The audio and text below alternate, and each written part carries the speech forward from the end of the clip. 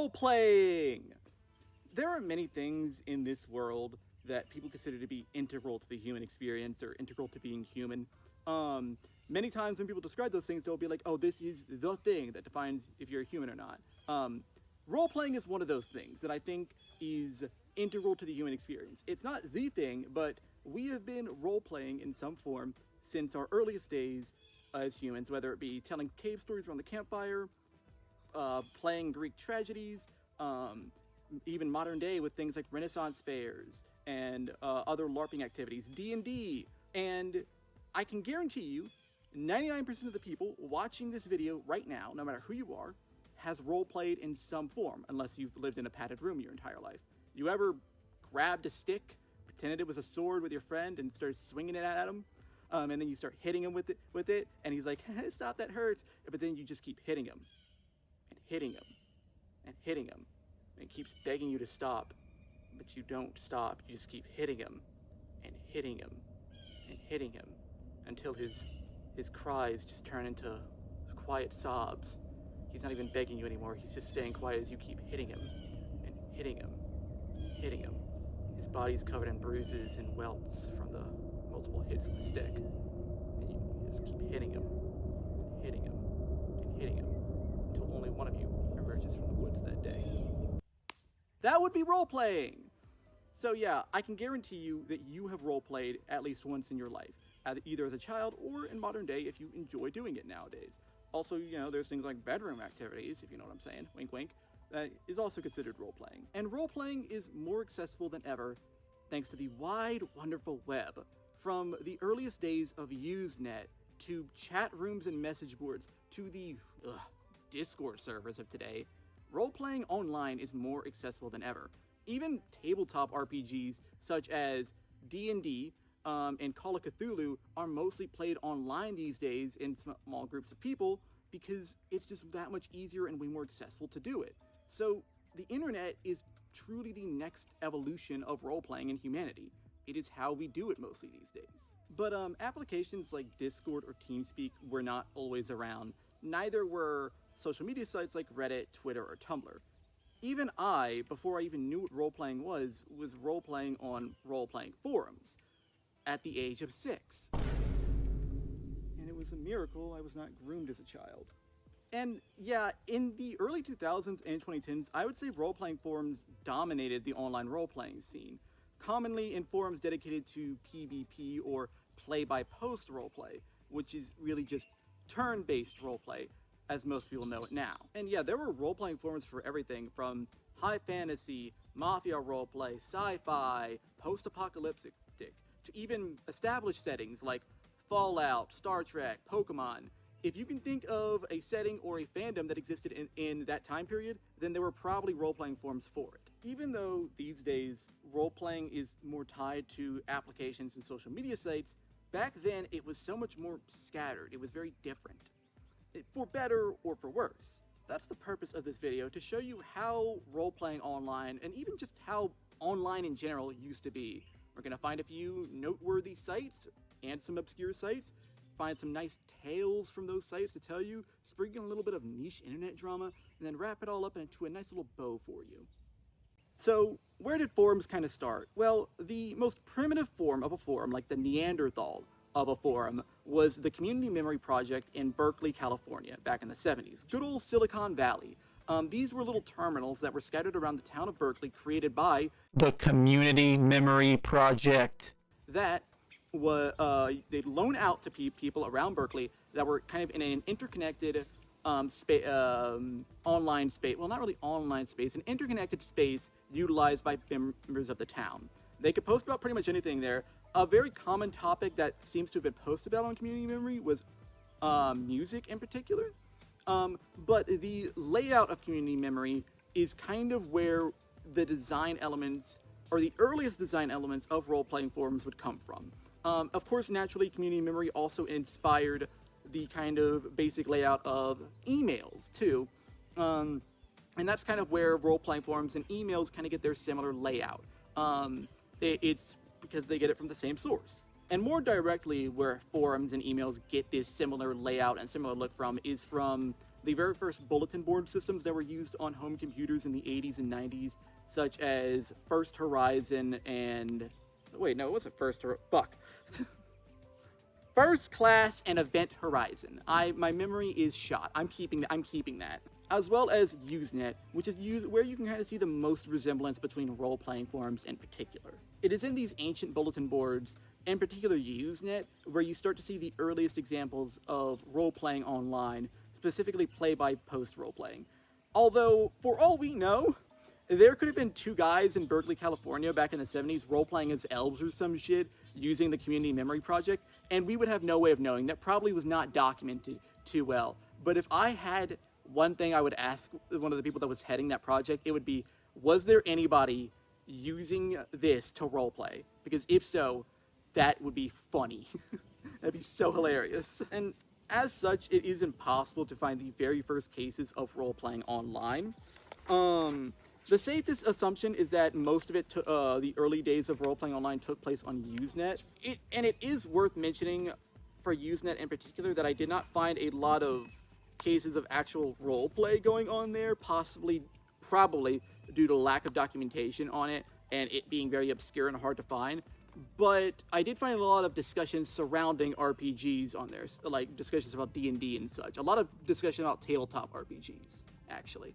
This right here is a kind of a good example of what a roleplay forum's front page would look like. It kind of serves as a introduction to the site itself and also a directory. It would lead you to the rules, it would lead you to the roleplay forums themselves. Usually there would be a little forum post or thread where you could get started that would explain maybe like the lore of the setting, typically how roleplay is done on there, things like that. Often the forums won't be the homepage itself, like nation states, which is pretty much how I described, probably going to be the image that I use. But sometimes you would still see that happen where the homepage for a forum site or a roleplay forum site would be the forums themselves and like just lead you directly into it. The best directory, of course, it would just be the forums, right? Or at least that would be the logic of some people. So you found a forum site, you're looking around on it, where do you click first? There's so many things I should go. What do I click first? Do I click at the rules to read them first? That would make sense. Wrong! You don't click on the rules first. Why? Why wouldn't you click on the rules first? The rules are things that would normally be common sense, okay? No metagaming, no yelling slurs at people in the chats, no being an asshole. Rules are common sense. Sure, you should read them eventually, but what you should click first is the beginner's guide, if they have one. Usually the beginner's guide will take the form of a actual beginner's guide. It'll have different names. Sometimes a website will have a wiki or a frequently asked questions that serves as the beginner's guide. Usually, the rules in the beginner's guide are kind of smashed together, so you would want to read the rules first. But if there is a difference between the beginner's guide and the rules, you read the beginner's guide first. Why? The beginner's guide tells you everything about the setting itself and the site. It'll tell you how roleplay is usually done. It'll tell you the lore of the setting. It'll tell you how most players make their characters. It'll tell you common do's and don'ts. It'll tell you so much more useful information than the rules will tell you. Because the rules are usually going to be the same across forum sites, if they're a good forum site. The beginner's guide, though, lets you know, is this a place where I think I would enjoy role-playing? And, that's where you can make your decision. Here's a great example, this website I found called Fraternity of Shadows. You could go read the rules on Fraternity of Shadows, but whenever you go read that, what's in the rules? The things you expect. Don't be rude. Don't say slurs. Don't metagame. Don't god mod. Don't vandalize. Don't grief, yada yada yada. But if you go to, say, the wiki, you get a great explanation on what Fraternity of Shadows is about. You get something about the setting. You learn more about the roleplay that's done. You learn more about how people make their characters. You learn so much more by reading this first. So what is Fraternity of Shadows? The Ravenloft, which is what Fraternity of Shadows is based on, is a campaign setting for D&D in 3.5, based around gothic horror, but in a more fantasy setting. So basically it's for goth people. You'd also find important lore on the setting, like that regions within Ravenloft are ruled by people called Dark Lords, who are all evil and fucked up. I'm being a bit mean to Ravenloft. I actually found the setting for Ravenloft really cool, and I'm a bit disappointed that we don't have this in D&D 1 or D&D 5.0, because oh my god, like a kind of gothic horror but also fantasy-esque setting is so cool.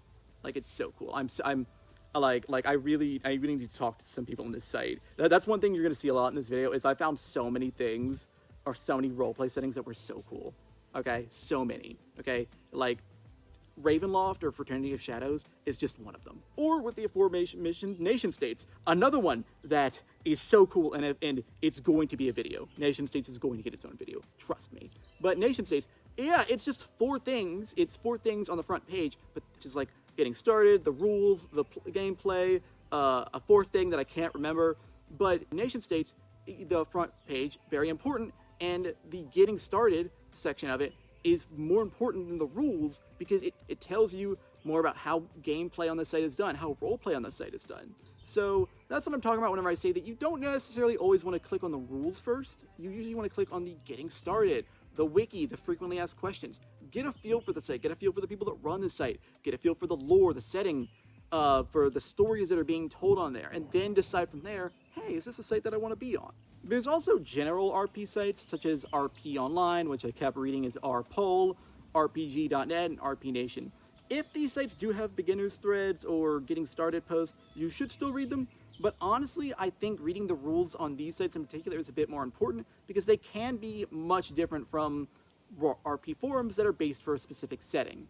RP Online in particular is going to be talked about a lot in this video, and is one of the ones where you want to read the rules to understand what's going on in the site much better, because it's kind of like a campaign hosting website, which is so cool. Okay, so now you have your character made according to the site rules. You have your elf barbarian, space ranger, mafia capo, and you're ready to send him out into the world or universe. How do you do that? What's next?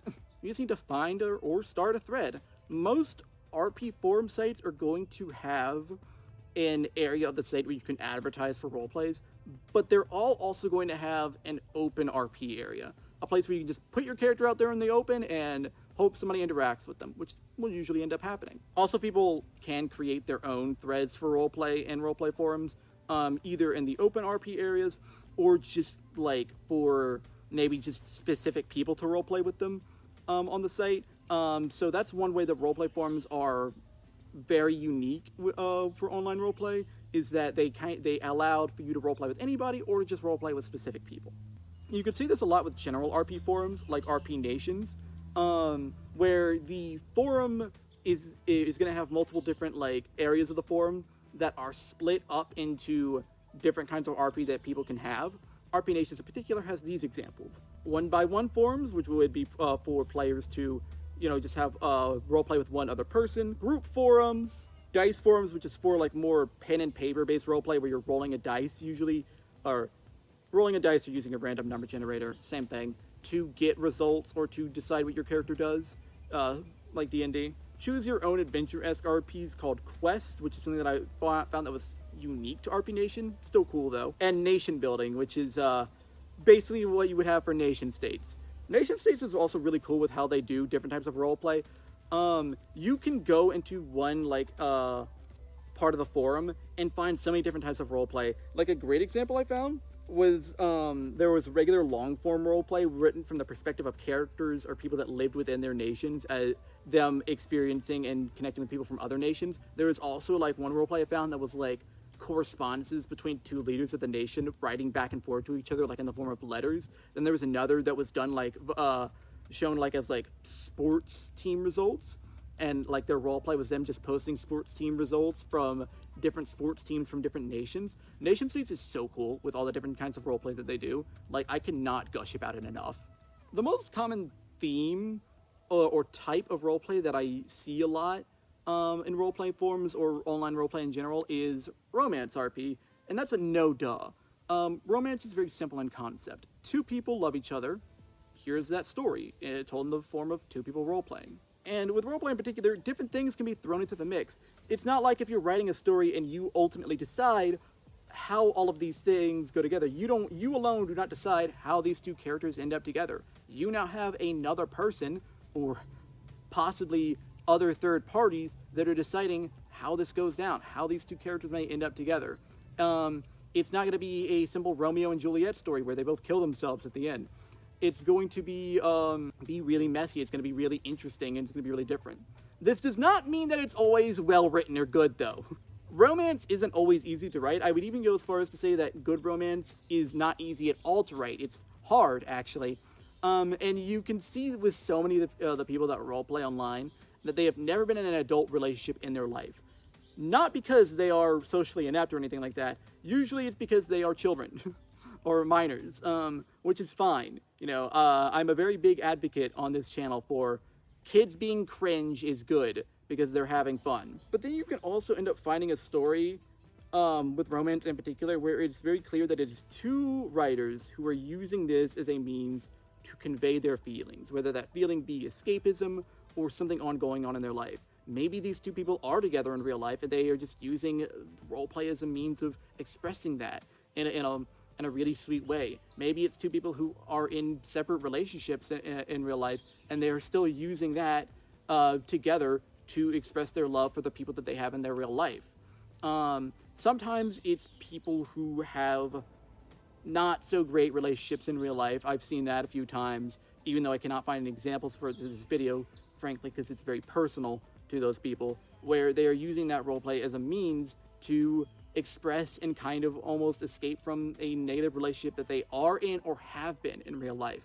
So that's what I'm talking about when I say that romance is the most simple yet the most universal and frankly versatile form of roleplay that you see being done online, because it is used by so many different people from so many different walks of life who are in so many different situations in their life to express themselves and to tell a story. Or sometimes it's just two people trying to get off. That also happens a lot. And that's kind of just the reason why romance is just so common.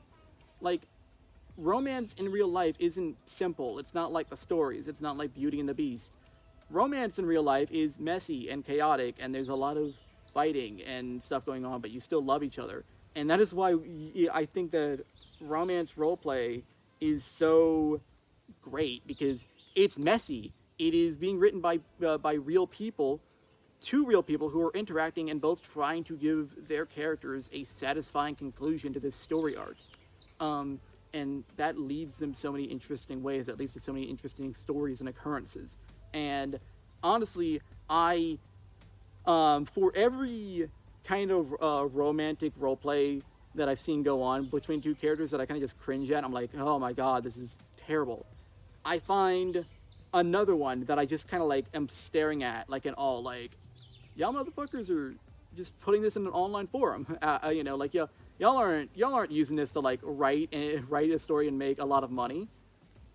This is incredible, and it's because there's so much emotion and care put into people's characters online that it leads them to being very similar to how real life romance would end up developing. Also, sometimes it's platonic, a love that also happens. That's not really romance, but you know what? That's still fine. And this leads me into my next segue about online role-playing and roleplay forums in general. Role-playing online is collaborative storytelling. You are not the only person telling that story. There are multiple people telling that story. Frankly, this is roleplay online and offline. D&D, even if you're a DM, you are not the only person telling that story anymore. It is now multiple different people telling that story with you. And you have to, frankly, trust them. Okay?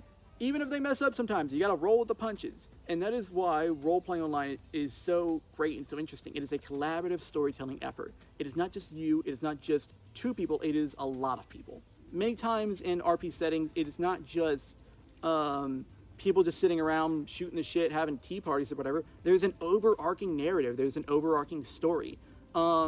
And a good overarching RP story for a forum or anywhere else is going to find ways to integrate other characters and other characters' stories, other characters' backstories into that overarching narrative.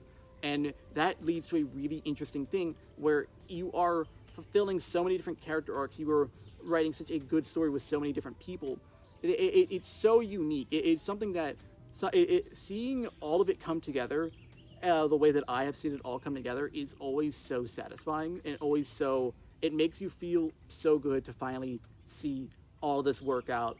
But it's not just about that ending feeling, it's all the roleplay, all the storytelling, everything else that you did to lead it to that point. Like I remember no matter where I've roleplayed online, whether it be in an MMO, a Discord, a roleplay forum, no matter where, seeing that all come together and the memories of all that roleplay is always something that I carry with me, and it's always something that I remember very fondly. Also, the niche internet drama that I go through, but we're not gonna worry about that yet.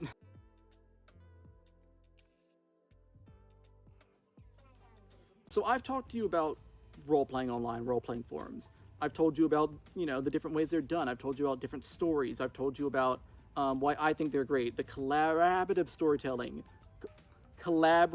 storytelling. Jesus. I've told you about that. I've talked to you about the different ways people use roleplay, escapism, writing, using it as a medium to convey emotions, and why all of that is great. Now let's talk about why roleplay forums are failing. Ultimately, it comes down to two things: time and money. If you are making a forum, it does require a kind of general level of knowledge to create something even bare bones that a general population of people isn't going to have. Sometimes you even have to understand a programming language, which once again, a lot of people aren't going to have and a lot of people aren't going to do. And then of course, the money aspect of it, you have to host your server. You cannot just host it from your own computer because honestly, your own computer cannot be up 24/7 and people are going to possibly be using that site 24/7, so you have to pay a server host. And that does cost money. Not always a lot of money, but usually it does cost a little bit. There's numbers like between $50 to like $300. $300 is whenever you start getting into a lot of money. I mean, that's it if you want a good site. That's what if you have a big site. And honestly, it probably goes higher. That's kind of like my lowball estimates because I've seen like the $50 number for some smaller, less active sites. But like for a massive site like Nation States, oh my God, with all that is going on in that site rapidly, they have to be paying a big number for that. There are these things called forum software packages, which are essentially like packages that you can get for your forum that kind of provide a good, dare I say, template for you to set up your forum. But even they require this base level of knowledge, at least of a programming language like JavaScript or PHP, to set up that site. And you have to put in that effort into that site to make it look good and welcoming for people to join in. And also, you will have to update it with time, because as time goes on, technology changes and evolves. Your website too has to change and evolve. But even with all of these things that I'm mentioning that makes forums a little bit more difficult to set up and use, they still existed for quite a while. They existed in the late 80s to all the way through the 90s to the 2000s to the 2010s. But then slowly social media starts creeping in, and social media is a better alternative. You don't have to put in this effort to create a site anymore, and you don't have to put in this effort even if you're not creating the site. Oh my God, that's a beautiful red bird. I can't turn my camera, but that was a really beautiful red bird. Even if you're just looking for sites, you're not making one yourself, you may not have to know all the things you would have to know to make one, but you still have to know where to look. You still have to put in the effort to find a good forum site for what you're looking for. Social media completely takes that out. Instead of multiple smaller sites for many different things, here's one big site for all the things, all right? Reddit, Instagram, Twitter, Tumblr, fandom spaces are now existing on large sites hosted by people with a lot more money, a lot more time, and a lot more resources to make that site work and be effective. That is why forums are being replaced by social media sites. For role-playing forums, no, this was kind of fine. Sure, on social media sites there was a lot of role-playing going on, but these were usually low quality, and they didn't offer the same nice things that I talked about earlier that role-play forums could offer, like collaborative story, an overarching narrative, making connections with more people.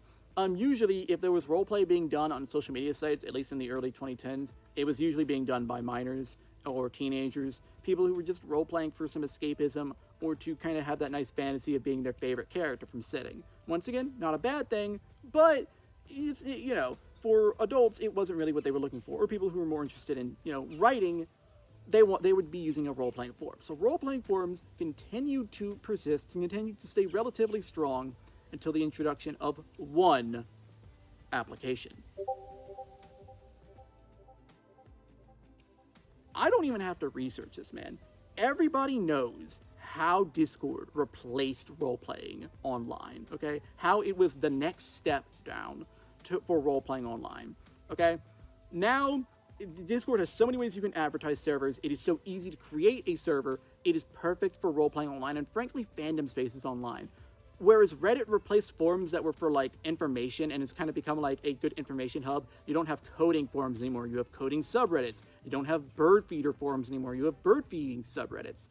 Discord did this, but for roleplay, okay? It's good for peer-to-peer roleplay, where it's just one person roleplaying with another person. It's good for group roleplay. It's good for hosting your D&D sessions. It is good for creating an overarching narrative and just having, like, a roleplay server. It is good for if you want to do, like, Jujutsu Kaisen roleplay or some shit like that. Discord completely replaced role-playing forums. And I think this is a bad thing. You see, back in the day, role-playing forums weren't perfect. You would have people power tripping on internet power. You would have toxic administration, toxic members. You would have people that were breaking the rules and getting away with it. Things that you see on Discord now also existed on internet forums. But it was a much smaller scale. And it was also, dare I say, not as bad and almost more under control. And I'll explain why. And also, this isn't just me looking at it from rose-colored glasses. This is definitely a thing where role-playing forums were not as... what's the word I'm looking for? I don't want to say wild, because they certainly were the Wild West. But they were kind of more gate-kept than Discord. I think gate-kept is a good word that I'm going to look for here. You see, my personal theory is that there was also a certain level of base effort that a person had to go into creating a role-playing forum, or creating any kind of forum, frankly, that you don't get with Discord or with Reddit. This base level of knowledge and effort that you had to put into it certainly gate-kept bad actors from just creating their own internet forum en masse, or internet forums en masse, so that they could utilize it for negative things. That's not to say that it didn't happen. There were certainly, and still are, internet forums for people doing bad things that are dedicated to people doing bad things. But what I mean is, with Discord, and role-playing Discords in particular, you will see role-playing Discords made that are almost certainly run by a guy who is trying to use them for bad things, but in a more down low way. This happens all the time. Or sometimes they're created overtly for bad things. It also meant that if you were creating a forum, this was your baby. You put in more effort to it. You spent money on it to keep the server up. You put in time and effort. You are more likely to care about what things go down, how things happen. Yes, this level of care might chase people away because they might disagree with your decisions, but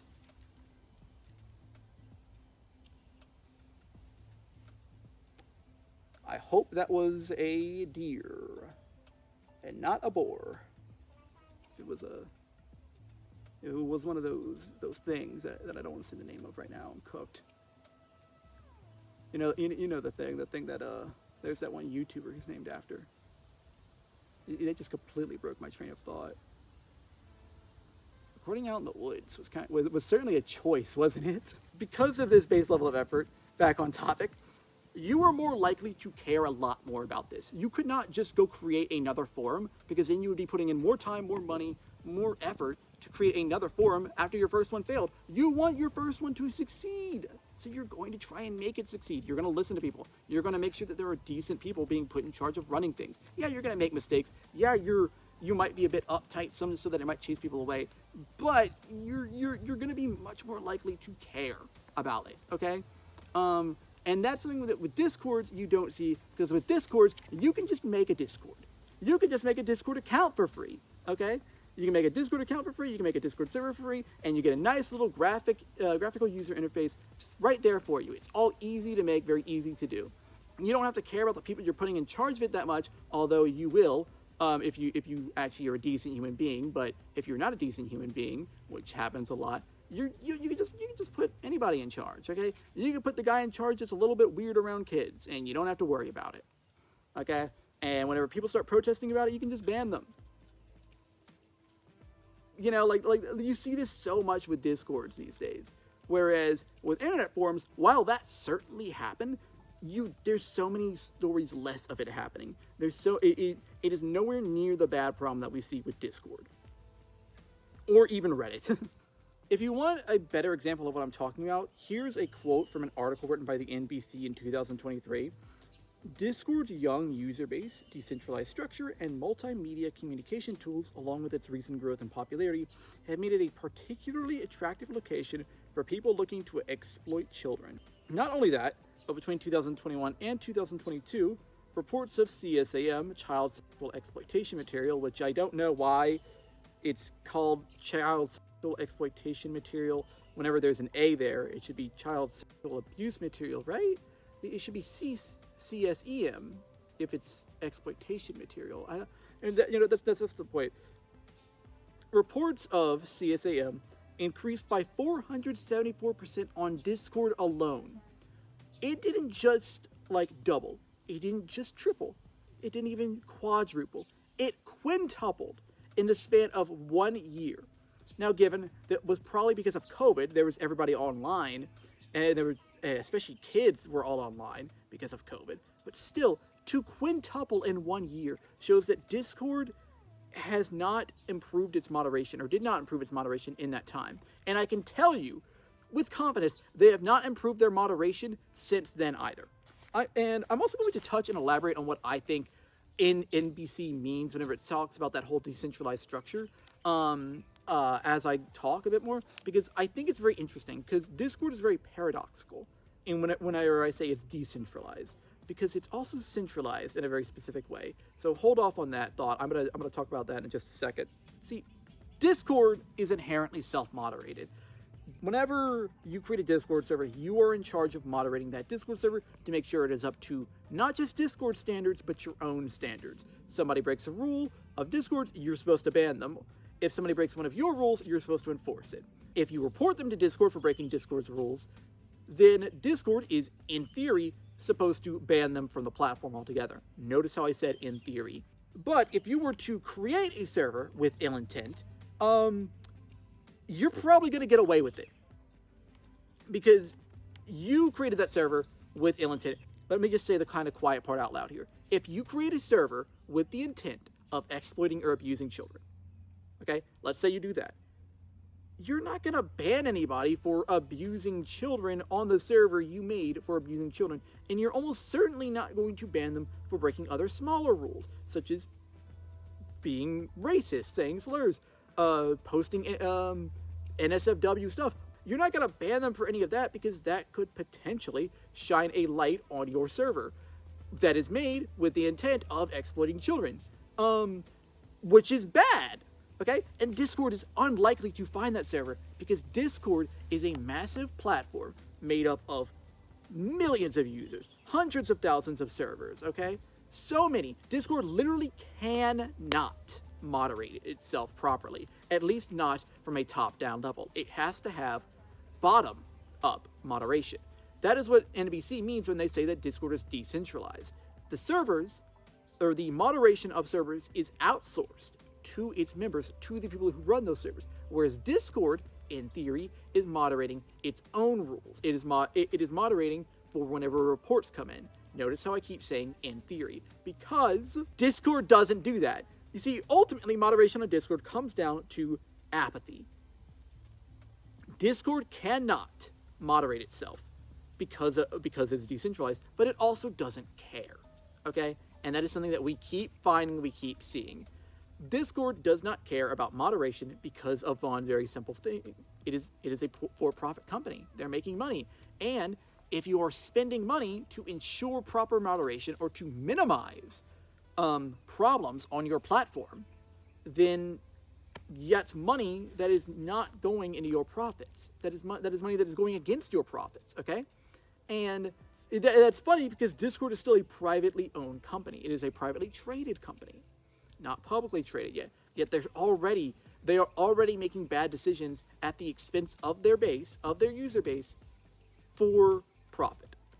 On top of that, Discord's reporting software, whenever you send in an email to them to report a specific user or report a specific server, it is filtered by bots. So a person isn't even seeing your report unless, like, you get very, very lucky, or there are multiple reports being sent about the same server or the same user, okay? Which is very unlikely to happen, because many times those reports also get filtered out by the bot, and there's even talks of them using AI to assist with moderation, which I'm sure that won't go wrong at all. I'm sure that won't be a problem at all in the future for any of us. They're probably already using the AI. What am I saying? Okay? They're probably already using the AI. So Discord's moderation, Discord's content moderation, Discord's server moderation, user moderation, it's all very poor from the top level. And that's what I mean when I'm talking about it. Discord is a centralized app. It is a centralized application made up of one application that hosts a bunch of smaller spaces, okay? Its moderation is decentralized. Its user base is decentralized. That's what I mean whenever I say it's paradoxical. And let's say for a moment that you managed to ban somebody from your Discord. Let's even go further. You managed to get them banned from Discord altogether. They are sending nasty, horrible things to minors. They're saying slurs. They're trying to turn your server into a terrible place. You get them banned from Discord as a whole. Discord comes in, deletes their account. It takes 2 minutes. 2 minutes for them to make an alt. Well, what if Discord IP bans them? Easy. Use a VPN or use a proxy. Like Discord even admits themselves. If you go look in their in their thing about banned users or users that are banned from your server, people can bypass Discord very easily with VPNs and proxies, and VPNs and proxies are more widespread than ever. That's not a bad thing that VPN and proxies are widespread. It is a bad thing that they're being used by people to bypass bans, or being used by bad actors to bypass content moderation. And then it takes no time at all for them to rejoin your server. Almost like a week for them just to reintegrate themselves and start the cycle all over again. If they're really determined, usually they just move on to another server. And like I said, there's hundreds of thousands. It's so easy for them to just move on and infect and to ruin another server if they're a bad actor. And finally, the design of Discord itself makes it easier to spread harmful material, to spread and advertise harmful servers. There are websites and applications dedicated to advertising servers, like Discord, and those sites are far, far too easy to advertise servers that, are being spread with ill intent, and then for those servers to then utilize it to harm children, okay? And then let's compare that to, say, a forum. Forums are the opposite of Discord. They are decentralized in the sense that there is not one singular application that is hosting all these forums, but their moderation is centralized. A single forum has its moderation centralized on itself, okay? And the people that are in charge of monitoring it care a whole lot more than faceless people at the top of a totem pole, okay? Or on top of that, it's easier for the owner of a forum site to make friends with his members, and therefore to have a deeper stake in the moderation of his server. The moderation of his site. And this also applies to Discord too, I'll give it credit, but once again, since it's so much easier to create a Discord server than it is to create a forum server, you're more likely to get somebody who just doesn't care. Somebody who just doesn't care about proper moderation. Or even worse, somebody who's creating that Discord server with the intention of it being utilized by bad actors. Well, once again, I'm not just trying to glaze forums and talk about how bad Discord servers are. Trust me, a lot of the problems I'm describing that Discord servers have certainly existed for forums. To a lesser extent, and also because, let's be honest, a lot of it wasn't reported on. The forums existed during a time of the internet whenever people were a lot more hands-off, you didn't have as many eyes on it, and therefore you weren't hearing as many stories about it. A lot of the negative stories I'm sure people could tell me happened on forums that weren't as big. Or if they did happen on large forums, it's just possible that nobody really heard about it. But let's be honest, it's happening so much more on Discord, and that's for a multitude of reasons. Size, scale, whatever you want to call it, there's more people using Discord than there ever were using forums. And on top of that, everything else that I just listed. So, why am I talking about this? Why did I go from talking about role-playing forums to then talking about why Discord sucks, and then talking about more specifically why Discord sucks because of child exploitation that takes place on the site? Because child predators love children who love role-playing. I want you to think for a moment about a child who perhaps likes role-playing on a Dragon Ball Z server, or likes role-playing on a Naruto server, or Gacha Life, or whatever, okay? Whatever. It doesn't have to be anime. I know you just listed a bunch of anime stuff, but think about that child, okay? Maybe they are, let's just say 13 to 15 years old. So they are preteen to an early teenager. They have problems at school, most likely. Let's just even go a step further. They're lonely. They feel isolated. Possibly even they have problems at home. They may even have mental health issues. They're looking for escapism in role-playing, okay? The high-risk factors for children getting exploited online are the things that I just listed that you see with a lot of kids role-playing. Lonely, isolated at school, maybe not many friends, problems at home, spends a lot of time online for escapism. Those are kids that like role-playing as well, okay? That is not to say, that is in no way to say that it is the fault of the child. It is not. Obviously not, okay? And that is also no way to say that it is the fault of role-playing online. Role-playing online is just a medium that kids use for escapism. And because of that, unfortunately, you're going to see a lot of child predators in role-playing spaces online where children may frequent. And I am saying this not just from study or from stories I've read or from articles I've read. I am saying this from experience, not because I was ever exploited. I kind of said that in the beginning. I was never exploited, but in every single place I've roleplayed in so many different places. I've roleplayed on roleplay forums, Discord servers, MMOs, fucking Instagram comments, everywhere. I have done that everywhere. And in all those places, I have seen it. I have seen a bad actor, a predator, utilizing the space that is heavily used by children to try and exploit children. Look at Roblox. They were getting lambasted last month, okay, because they banned a guy who was catching predators. And guess where most of those predators were on Roblox were acting? Guess what games they were mostly acting in? Role-playing games, okay? Because it's so easy to exploit, to lure children in who enjoy role-playing because they have those high-risk factors. And those factors are high risk for a reason, okay? Like, let me just give a bit of an example. I'm going to be a bit vague here. Remember how I talked about romance earlier? How popular romance RP is? Romance RP is very popular because of how simple in concept it is and how great for escapism and everything else it is. It's also very easy for predators to use. All a predator has to do to get into a child's mind, to influence them, is to have a character they are role-playing in a role-play setting to get into a romantic relationship with that child's character. It's so easy because whenever that happens, you now have a connection with that person. Not necessarily a very deep one, but you're friends with them now. Like, you know, you are working with them to try and make a story for your character. And that makes it so easy, especially since it's about the romantic nature of your character, for a predator to take advantage of that with a child who does not know any better, to then influence them, to exploit them, to harm them. Role-playing spaces I think are very important for children, especially children looking for escapism. And the unfortunate side effect of that is that they are also used by adults, by predators, to take advantage of them. That's the entire point of this. And Discord facilitates that, okay? Forums most certainly did, but in such a smaller amount.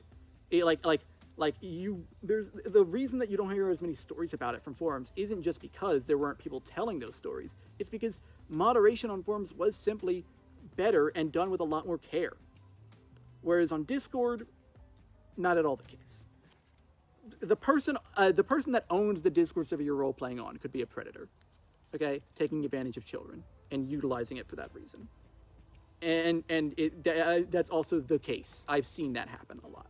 And that's just it. That's how that all ties together. That's why I've talked about role-playing forums as this tragically lost form of connection online. Because it is. They're disappearing. They're disappearing because Discord is the easier alternative. I'm not going to use the word better because I don't think that. But easier, absolutely. Easier to make, easier to connect with people, easier to find servers, to find spaces. It's easier. And people are going to go for the easier option. That's just how it works. That's why Discord's won in the end, okay? But in gaining ease, we have lost so much. We have lost almost the connections that we make. We have lost a lot of security. And frankly, we've lost a lot of freedoms too. Because yes, Discord is not great for children and adults in the sense of what you can do on there. Or at least it's not going to be in a couple of years. Yes, I'm talking about the recent Online Safety Acts released in the UK and US.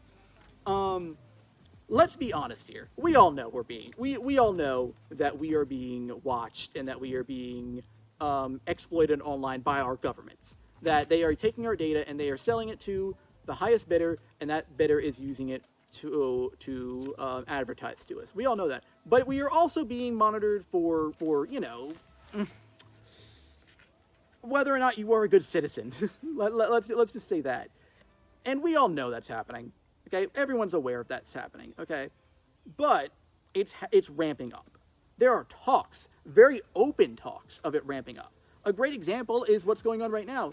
TikTok was recently sold to a certain country's supporters, and that country's PM it was talking very openly about spending a lot of money on propaganda for that country.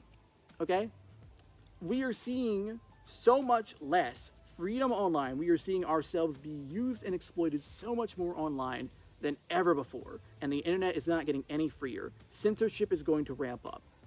Things are only going to get worse from here on out. That's just a fact. And the days of forums and role-playing forums and information forums and everything else, those days weren't perfect. There were problems, there were issues, they were harder to access, there was a lot less ease connected with them. But guess what? They were freer. You could go and,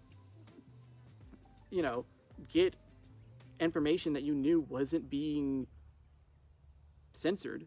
Like, this isn't just me being a conspiracy theorist. This is all very open stuff. The CIA has been very open, at least here in the US, about utilizing the internet to essentially run psyops on its citizens. We all know that it happens. Edward Snowden whistleblowing on the NSA only helped further confirm that. Okay?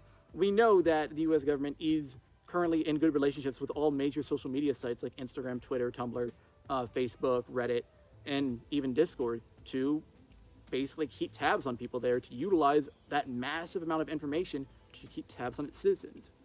This is something that a lot of people are aware of, and it's only going to get worse. With AI developing, it's only going to get worse. And we all know that. So that's kind of why I'm making this video. It's not just about role-playing forums, although I do want to talk about how great they were and how important I think they were to the internet ecosystem, but also to talk about that's a big black lizard. Hey, buddy. He's moving fast.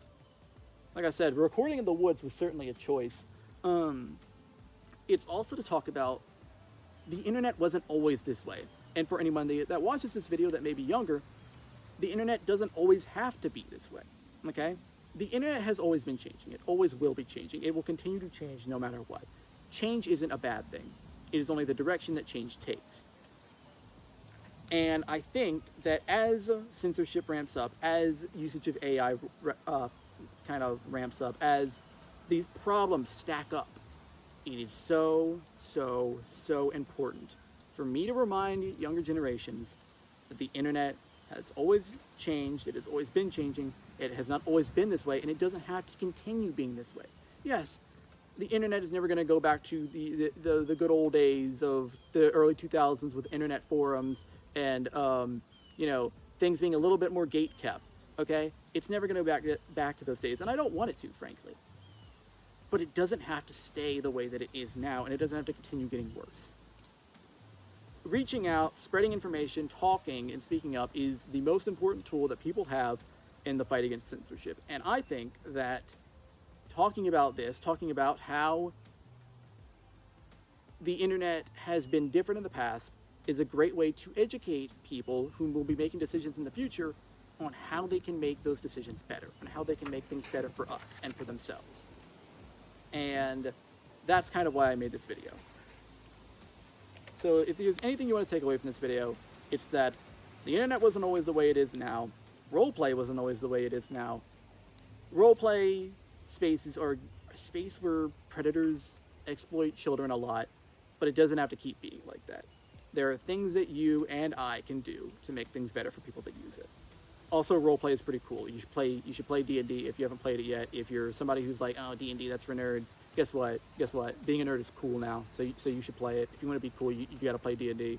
Just go to like your local shop or whatever, your local hobby store. Be like, hey, I want to play D&D. Buy like a cheap little pair of D&D dice and make a character and get rolling. All right, it's great. All right, and also if you like role-playing online, or if you've been interested in role-playing online, go roleplay online. Okay, there's so many spaces for it. Okay, there's so many that I haven't talked to you about, and I think that that's very important.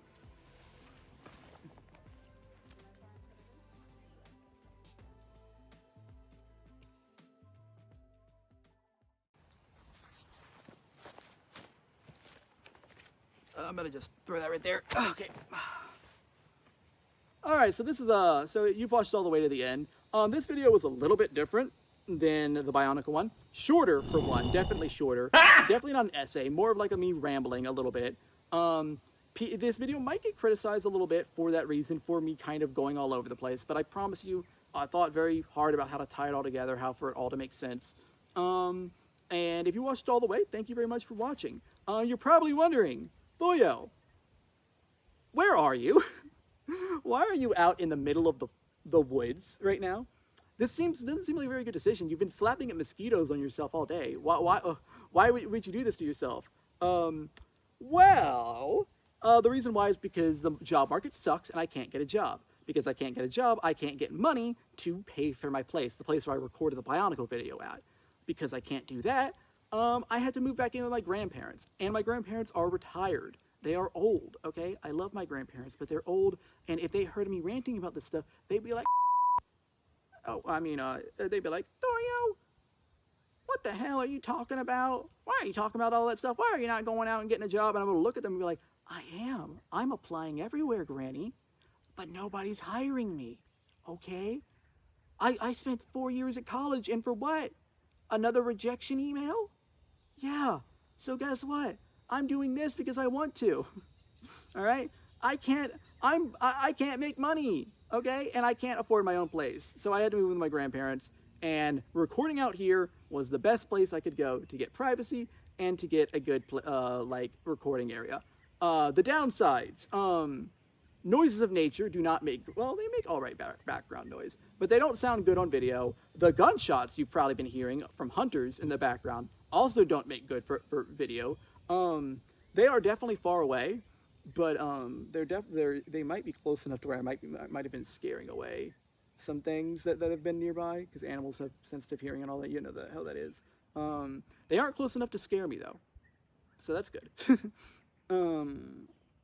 So that's why I'm out here. I'm probably not going to continue recording out here in the woods for the next few videos. There's a lot of spots on my grandparents' property that I'm going to be recording on that I think would be better. I might just ask one of my friends to let me record at one of their places where it's much more quiet and the lighting. Honestly, I'm going to be so for real though. I love that noise. I actually love that noise. I'm going to be so for real. Actually, the lighting out here is actually very nice. I very much so like the lighting, especially like the spot that I picked, like under the shade and all that. It's not hot at all either. Like the shade and everything else is so great out here. I love it. Downside is the mosquitoes, and I did that to myself, all right? I forgot to bring some off with me. But I just wanted to elaborate on why I'm out here, and also kind of why it took a while for me to make this video, despite it being objectively less effort than the Bionicle video, because I was packing up, I was trying to get my affairs in order, I was trying to get everything out of my house and moved in to my grandparents' house, or some of it moved into storage, and I am now looking for another job. But you know what would help me with that? If, you liked, subscribed, commented, hit the bell, all that other fun stuff that YouTubers tell you to do. So maybe I can be a big, massive YouTuber with 1 million subscribers, and I can make money from putting in no effort into my videos and just doing this, or like a face on my videos all the time. All right, help me become a low effort slop tuber, and to make a lot of money from that. And I promise you, I will let you down because I'm a low effort slop tuber afterwards. But obviously, more videos to come. Next video, nation states. I found that out while researching this video. I am making a video on nation states. That is going to be a longer, more effort video. And then after that, it's the 4th video that I alluded to in my first video that I'm still not going to say what it's about, but it's going to be very interesting. So please keep watching, keep an eye out for that. Follow me on all my socials. I sometimes try to stream on Twitch. Oh, well, I used to. Not out here. The internet sucks out here. I'm not even going to bother doing that. I'm going to be so honest. I'm not even going to bother trying to stream on Twitch. But I'm still making content. I'm still going to keep trying to. So if you enjoyed this, if you enjoy my videos or you enjoy this style, keep watching. I'm going to keep doing it. And that's all. Thank you for watching. Bye. Oh, also, I hit 50 subscribers while I was making this video.